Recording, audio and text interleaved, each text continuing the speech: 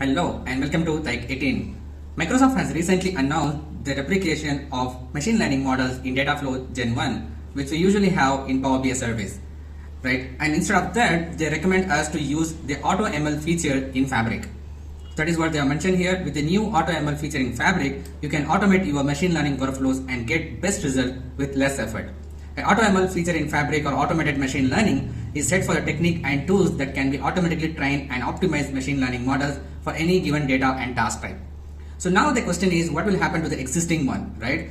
Yeah, so you can also encourage the customers to migrate their solution to Synapse Data Science, as a current AutoML feature in Power BI will be discontinued soon. Starting from March 28, customers will not be able to create new auto machine learning models in Power BI, but they can still use the existing models they have.